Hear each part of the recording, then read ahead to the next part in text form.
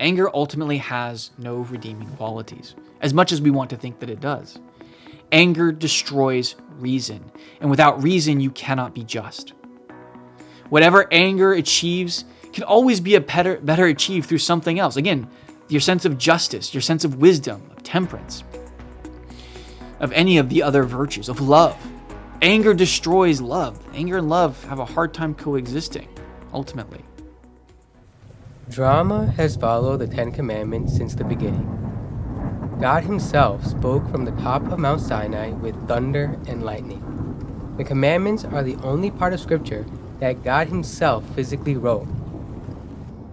Down through the ages, the commandments have been the benchmark of morality in Judeo-Christian thought, and today, the displaying of the commandments continues to be a source of controversy and drama. But what are the commandments? These 10 rules important enough for God to personally deliver. Join us on this 12-part journey through the commandments that form the bedrock for what following Christ looks like. Welcome back. The next 3 commandments are the 3 shortest commandments, each only 2 words in Hebrew, and they seem incredibly straightforward and very simple to follow. As we're going to dive into these commandments, we're going to realize that they're actually a lot more complicated than we give them credit for, at least at the beginning. So the first commandment we're going to talk in this series of 3 is the 6th commandment, and it's probably the simplest and easiest commandment on the surface because for most of us, it's probably the hardest one to actually do. And reads, very simply, do not murder. That's it. Like that's all it says. Pretty simple. These are going to be very short episodes. Mostly just kidding. We'll see how long these episodes actually are. And as we look at the history of interpretation around this commandment, it becomes clear it's actually a lot more complicated than people originally have thought. Now, in many translations, particularly early translations, they did not translate the commandment, do not murder. They translate do not kill. And this of course opens up a whole host of ethical questions. Some people have interpreted this to mean that there is no killing of any kind allowed, including animals. This is an extreme vegan perspective.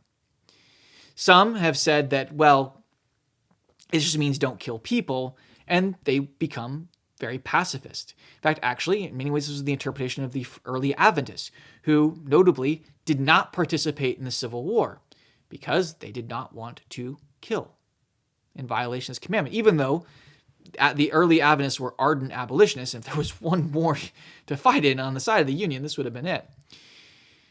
Others have taken a more moderate approach. For example, Desmond Doss, another Adventist who served in World War II, refused to carry a gun, refused to carry a weapon.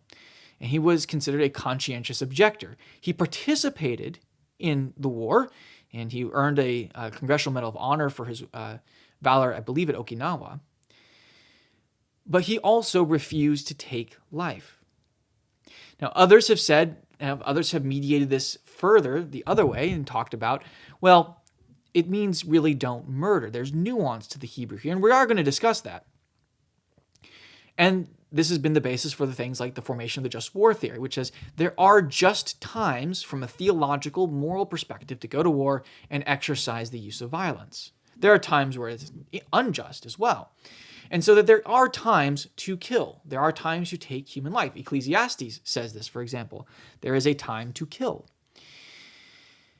So what does this mean, right? We've had Christians for the last 2,000 years come to all kinds of conclusions on this 2-word commandment. God himself doesn't exactly help things by complicating it by killing himself. There's the flood. He even commands people to kill. The conquest of Canaan was a very violent enterprise, no matter how you slice it. And God commands capital punishment. He commands a whole bunch of other forms of taking life. He commands warfare. So what do we make of this 2-word command that seems so easy and simple? I've never murdered, never been in a position to murder. At least I don't think so. And I doubt very many of you have either. So to understand this, we're going to do some real deep work into Hebrew today. And I hope you guys can follow along, but we're going to look at this one particular word that explains what is going on here. And so, let's dive in. The word for the word for translate kill, or as I would translate it, murder, in Hebrew is the word ratzah. It's a pretty simple word, but it is used rarely. Now, Hebrew has actually quite a few words for killing, which is kind of a weird sensation when you learn Hebrew. I guess English does as well. But I remember when I was first learning Hebrew, it felt like every other vocab word was some verb to kill. And I was like, this seems disturbing. But ratzah is a particularly unique word for killing or taking life in Hebrew. It is only ever used between an individual and another individual, and only between humans and humans. So it's one person killing another person, or one person maybe killing 2 or 3 people in a non-military context. Okay, it's never used for animals. So a person cannot ratzach or kill an animal, and an animal cannot ratzach a person or murder a person. It is never used once in a warfare setting. It is never used in a communal setting-ish, and I'll explain what that means in a moment. But it's never used in any sort of community-prescribed punishment for somebody. So capital punishment, as we have, if you probably figured out, if you haven't already known from your own reading, is a common penalty in the Torah. But ratzach is never used in that context. A particularly useful passage to help us understand what ratzach means and doesn't mean is Numbers 35, which talks about this idea of cities of refuge. Now, back in Israel's day, they did not have a central police force or detective system or FBI or any kind of investigative service. And they were very technologically limited in how they could go about investigating crimes. We're going to talk more about this in the 9th commandment on deception, or false witness really, when we get there. But for now, understand that they had no central police force, no central investigative service, and they had no central judicial system either. Everything was communally done. And given the science of their day, they didn't have things like DNA, blood matching, or anything we consider forensic evidence. They saw a body lying in the ground, to steal from John Mulaney. They saw blood running around. They looked at the blood and go, gross, and moved on. There was nothing they could do with it. So their investigation was really down to circumstances and eyewitnesses. Again, we'll talk more about this in the 9th commandment. So they also lived in a society that was also a very dangerous place to live. Part of the reason why the estimated average age was between about 35 and 40 years old is because just about everything was trying to kill you. It was very easy to die from a broken leg, die from a cold, die from a paper cut or papyrus cut, I guess. Death was everywhere. And it was actually pretty easy to accidentally kill somebody if you weren't paying super close attention.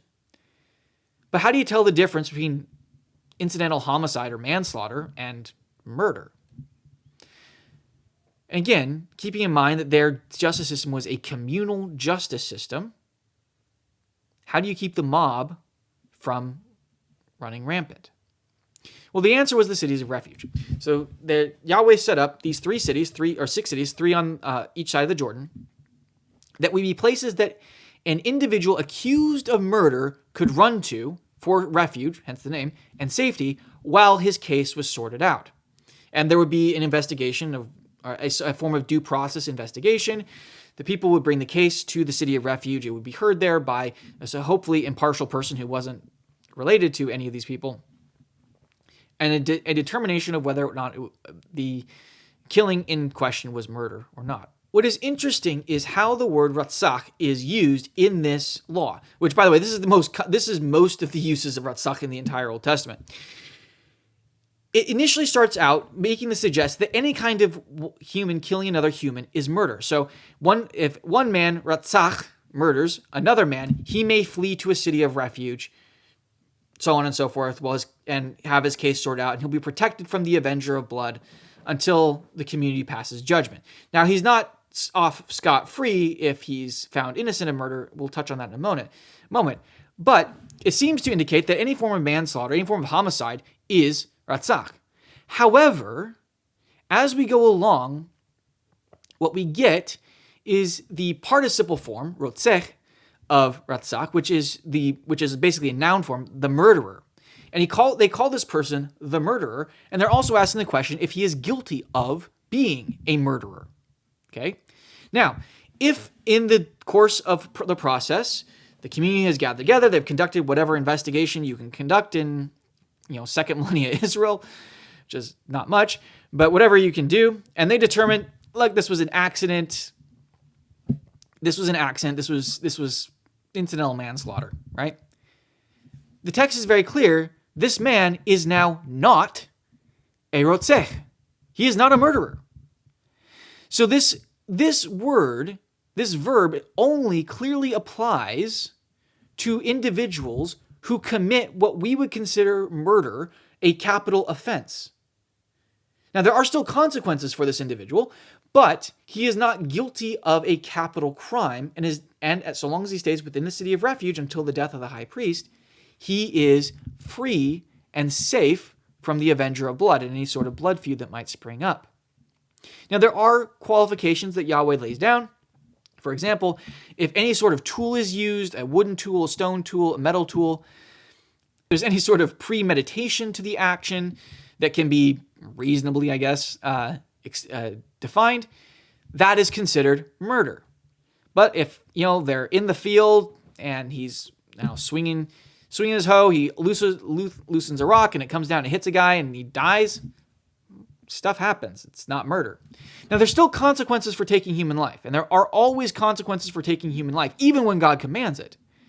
Okay? So in this instance, even though the man is free of the murder charge and therefore free from the death penalty until the death of the high priest, he is still confined to the city limits of the city of refuge. And if he steps outside those limits and the avenger of blood, the dead person's family member who tasked with getting revenge, see back to our last episode about family and social and physical protection, finds him and kills him, well, that's not murder either. So essentially the person guilty of what is effectively incidental manslaughter is under arrest. Think of the city of refuge as kind of like a prison. It's a nice prison. It's not like our prisons today. He'll have a house, he'll have food, he'll have an employment, occupation, all that kind of stuff. It's just he can't leave it, right? Without risking his own death. So everyone punished to some degree. And similarly, by the way, those who go out and fight in wars, even Yahweh's wars, are unclean when they come back until they observe the ritual purification ceremonies and the specified amount of time. So any sort of taking life creates impurity. There are consequences. But specifically what this command is prohibiting is not that. It is not prohibiting capital punishment. It is not prohibiting warfare. Okay? And it's not saying that those things, at least in the context of this commandment, are inherently immoral. What it's saying is that the unsanctioned, so working outside the law, premeditated slaying of another human being, that goes against the commands of God. That is ratzach. That is what God is specifically prohibiting here. Okay? Now, prophetic interpretation and historical expansion on this text, on this word, do help us get a bit more clarity, often focusing on the idea of people committing ratzach for personal gain, although there's other forms of ratzach that aren't for personal gain. We'll touch on those in a moment here. But the first and most clear example, and this is one we're actually going to use a surprising amount as we go through the rest of these commandments, is Ahab and Naboth.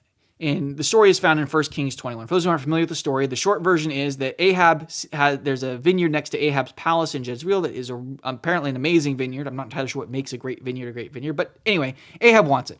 So he goes to the man who owns it, a man named Naboth, and offers him basically a blank check for his vineyard. And Naboth says no. And Naboth's reasoning is that this is Yahweh's inheritance, and it would be immoral of him to just sell Yahweh's inheritance for money.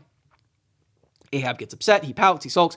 His queen Jezebel sees him sulking and says, "Get over it, I'll get the vineyard for you." And so she does, by arranging for Naboth to be falsely accused of blasphemy in basically a kangaroo court and immediately stoned to death. And then Ahab takes the vineyard.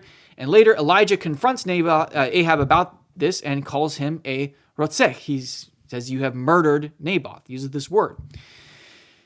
This word shows up at least 3 times in the prophets, Jeremiah 7:9, Hosea 4:2, and 4:9, where again it accuses the people of Israel of committing ratzach to gain wealth for themselves. Okay, so it's this idea that ratzach committing murder is done for personal gain. And this is the consequence of murder. It's why you commit murder in the first place, for some kind of gain. We can think of this as a similar example. I don't know if the word is used specifically in the case of David, at least not off the top of my head, but David and Uriah, where Nathan says you killed Uriah the Hittite for his wife. You killed somebody for personal gain. Again, I'm not sure if that's the exact Hebrew word. I didn't look it up. I encourage somebody in the comments to do so and correct me if I'm wrong on this, but it very well might be Ratzach as well. Same idea. So this idea of chasing after wealth by any means necessary, even including murder, is obviously very much against this commandment here. But that's the symptom of what Ratzach is. And Ratzach itself is a symptom of something much deeper. And that leads us to the New Testament and how Jesus understands this concept of murder. In the Sermon on the Mount, Jesus argues that personal anger receives the same judgment as murder. Now, keep in mind, anger is not the same as murder. If you are angry at somebody, even if you hate somebody, you haven't murdered them. There is still a big difference between, fantasizing about something, maybe even wanting to do something, and then actually doing it. I mean, certainly for the person, if someone hates me or is angry with me, I don't want them to think, well, shoot, I might as well just go all the way and murder them. Please don't. We can work through and repair a relationship where you are angry with me. If you murder me, that's kind of it. So let's be clear. Anger is not the same as murder. And I don't think Jesus is saying that if you're angry at somebody, you might as well murder them. I don't think that's what Jesus is saying. What Jesus is saying when he says anger receives the same judgment is that he is saying that anger leads to murder.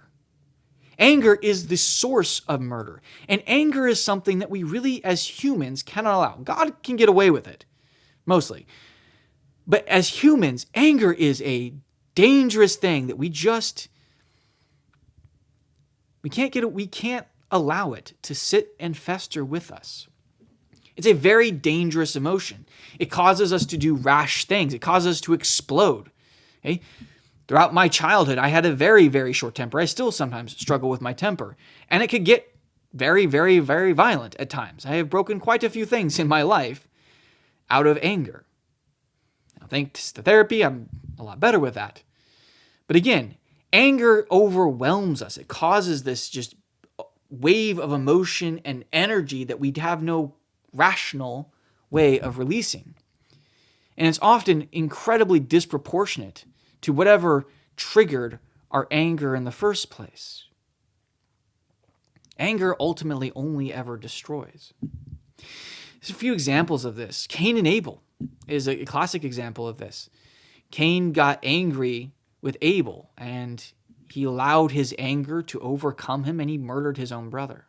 First, not just murder, but human death, at least that we know of. Absalom, the same thing. Absalom's sister was raped by their half-brother, which understandably made Absalom furious. But Absalom never processed his anger. He never processed his hatred into a form to where he focused on justice and even advocating for justice. In fact, he told his sister, Tamar, to stay quiet and do nothing, that he would take care of it. Well, what did Absalom's taking care of it look like?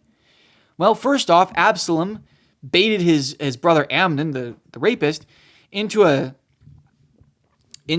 dinner with his other brothers, and then murdered him.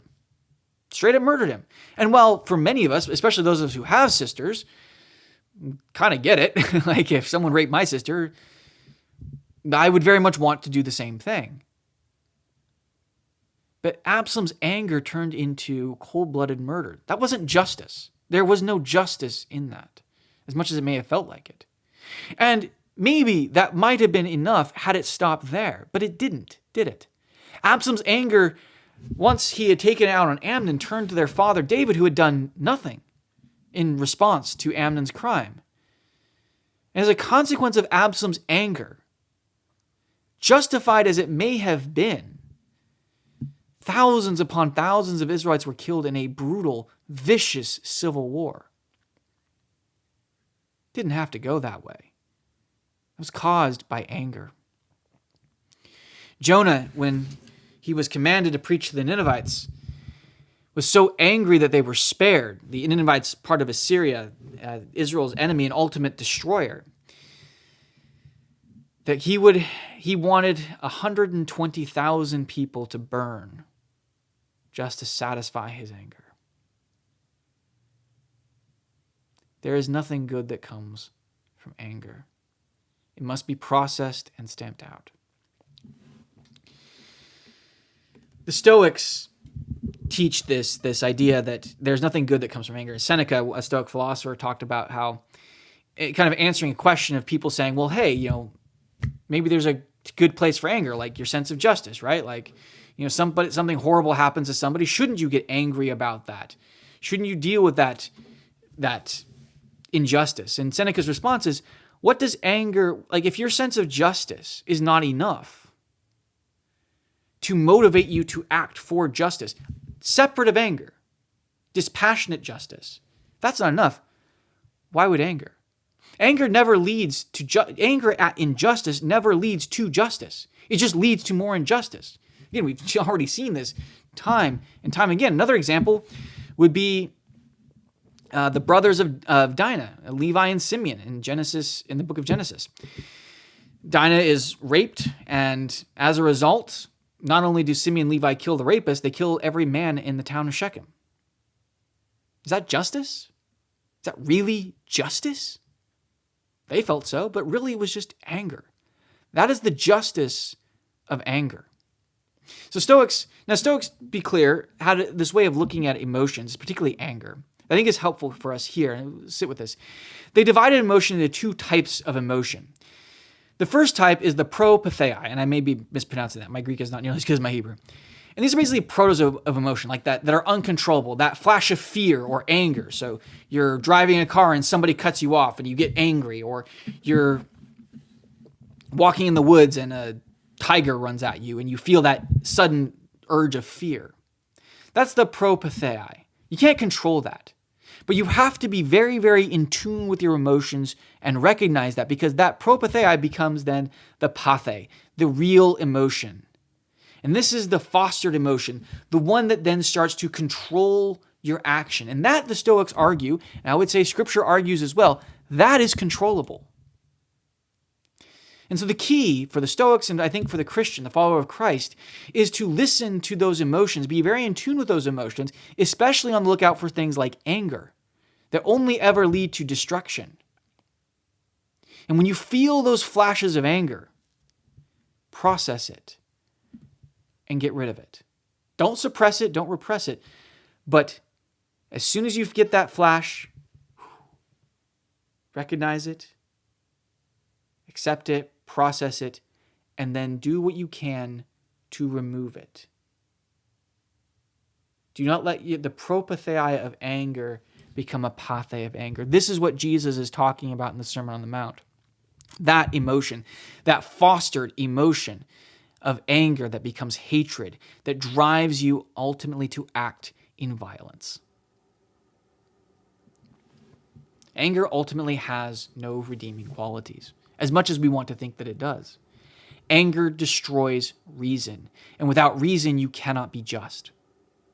Whatever anger achieves can always be better achieved through something else. Again, your sense of justice, your sense of wisdom, of temperance, of any of the other virtues, of love. Anger destroys love. Anger and love have a hard time coexisting, ultimately. So whatever anger achieves, find the same path through something else, something healthy, something that God would want you to use. Even God doesn't act much, if at all, in his anger. For example, shortly after actually giving the Ten Commandments, we have the golden calf episode, right? So Moses is on the mountain, he's getting the plans of the tabernacle. He comes down in Exodus 32. There's a golden calf. The people of Israel are losing their minds, dancing around it. It's weird. They're singing, which is even probably weirder. And Moses loses his cool, smashes the Ten Commandments. God gets really angry, and God threatens to destroy them. In fact, he tells Moses, "Leave me alone in my anger that I may destroy them, and I will make a great nation out of you." And Moses says, "Don't do that." Moses tells God not to act in his anger.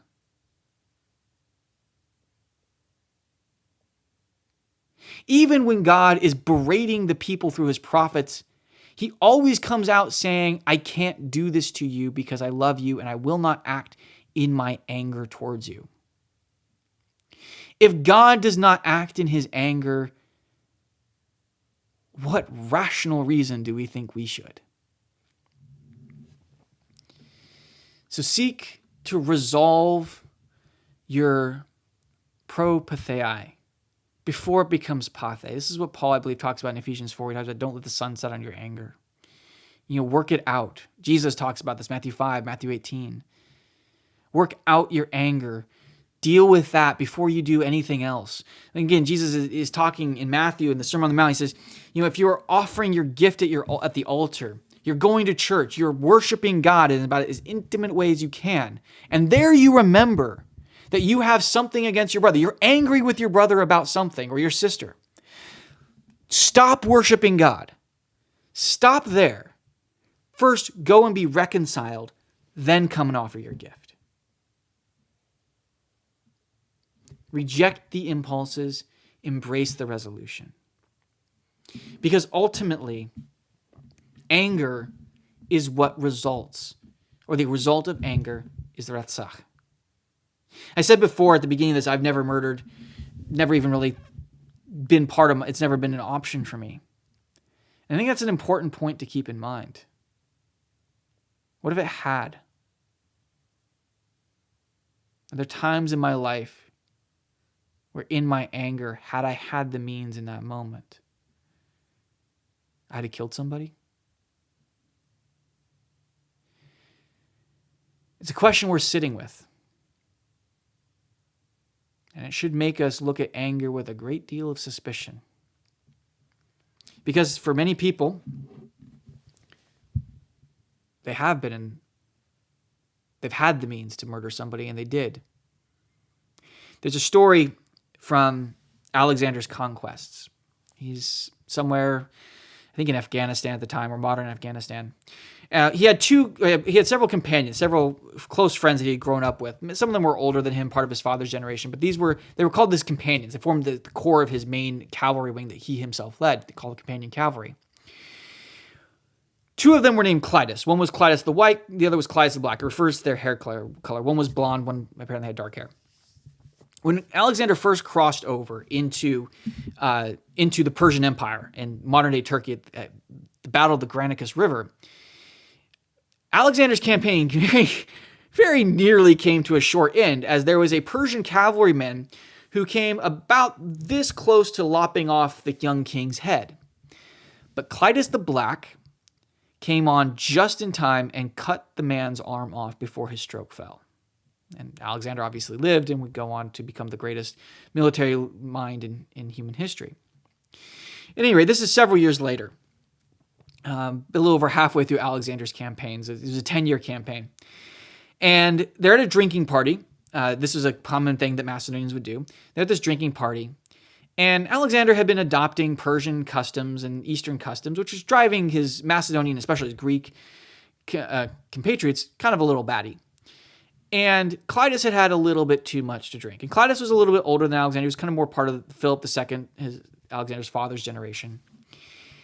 And he starts criticizing Alexander. He starts calling him soft and weak for his adoption of Persian customs and highlighting some other things, suggesting that maybe another one of Alexander's generals, a man named Parmenio, who had also recently been murdered, executed, was actually really responsible for Alexander's successes. That the real straw was that Clitus kept harping on the fact that Alexander wouldn't even be there if it wasn't for Clitus. And that maybe Alexander should show his generals, his close companions, a bit more respect and stop expecting them to act like Persian vassals. Alexander's also had a bit too much to drink. And as brilliant as Alexander was, he was prone to rashness. Alexander lost his temper. And according to the story goes, first Clitus was kind of pulled out of the tent as many of the more sober-minded Macedonians saw where this was going. Clitus comes back in. says one more thing to Alexander, who in a rage grabs a spear and runs his friend through. It took Alexander about 0.2 seconds to realize what he had done and sober up real fast. According to the sources that we have, he was immediately overcome with an intense grief. The story goes that he then wouldn't leave his tent for days, weeping for his murdered friend. Now, there's some propaganda, there's some questions about how precisely accurate this was, or if Alexander's weeping in his tent was purely a political move. And eventually his soldiers had to basically line up outside his tent and plead for their king to come back out. But it was a thing that stuck with Alexander from what we know in the sources the rest of his life. Alexander lost his temper and murdered a friend and a valued subordinate. It could happen to Alexander, it could happen to any of us. So as we close, you think on what it means to commit murder. I want you to think of where murder starts. Starts with our emotions and our lack of emotional control.